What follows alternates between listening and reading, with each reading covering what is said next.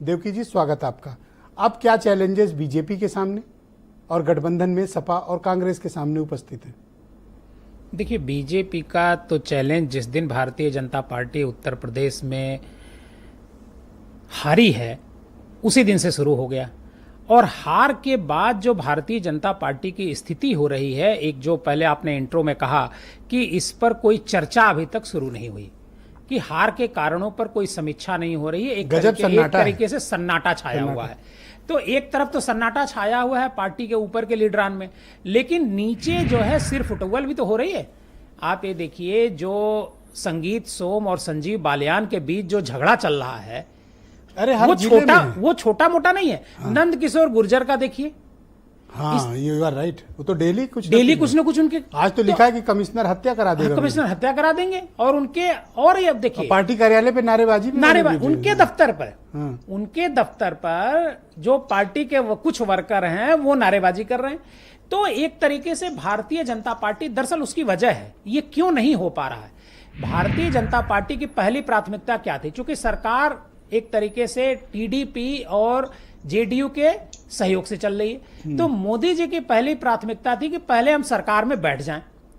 वो काम उन्होंने पहले किया, बाकी सारी चीजों पर उन्होंने बाद में ध्यान देना शुरू किया। अब ध्यान देंगे, कितना टाइम लगेगा। इसी बीच आपको लगता है कि उत्तर प्रदेश में ऑपरेशन करेगी भारतीय जनता पार्टी, बड़ा ऑपरेशन? देखिए, मोदी जी इस बात के लिए जाने जाते हैं कि अगर कुछ भी गड़बड़ हुआ पार्टी के लेवल पर, चाहे वो गुजरात रहा हो, आपको ध्यान होगा गुजरात में पूरे मंत्रिमंडल को उन्होंने बदल दिया था, मुख्यमंत्री समेत। उत्तर प्रदेश गुजरात नहीं, बड़ा पॉलिटिकल स्टेट। नहीं, यहाँ हर आदमी 52 हाथ का है।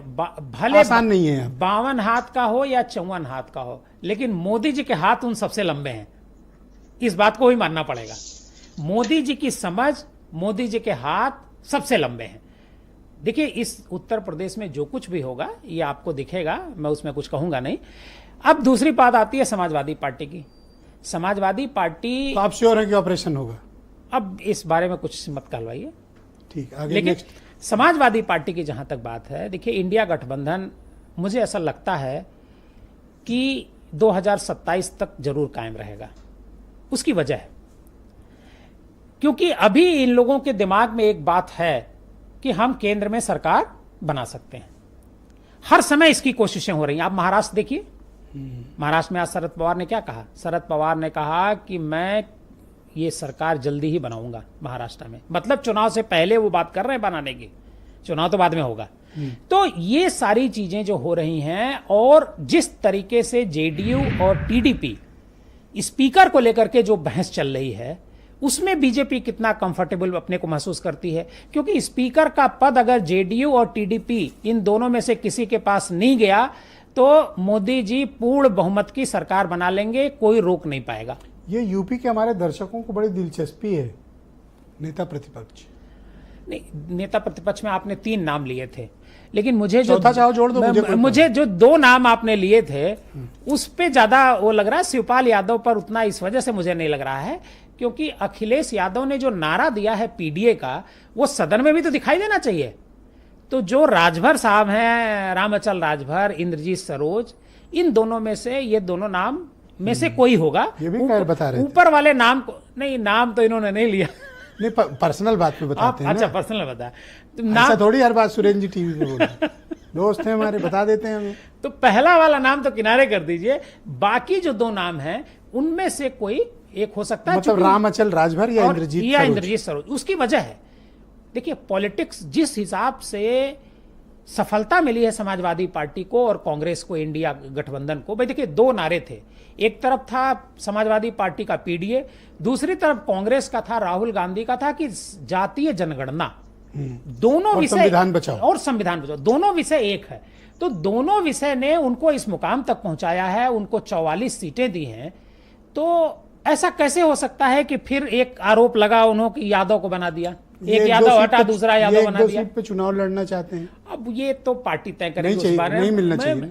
नहीं मिल, देखिए, ये तो कौन सी सीट दिया जाएगी? अब ये तो देखिए 9 सीटें हैं, 9 में से कोई तो ऐसे नहीं है आप देने को दे दे, कोई देने को कोई दे दे। देखिए, समाज जैसे इन्होंने कहा ना, जैसे इन्होंने कहा कि मुकेश चौहान को ये टिकट दिया गया, ये डिजर्व, समाजवादी पार्टी वहां चाह रही थी लड़ना, लेकिन ऐसा लगा अखिलेश यादव को, कांग्रेस। देखिए, एक मामले मैंने ये देखा है, जब समझौता होता है मैं जब से अखिलेश यादव ने कांग्रेस के साथ पहला समझौता किया था, मैं देखा वो झुक करके समझौता करते हैं, चाहे भले उनको ज्यादा सीटें मिल जाए, सफलता ज्यादा मिल जाए, लेकिन वो झुक करके समझौता करते हैं।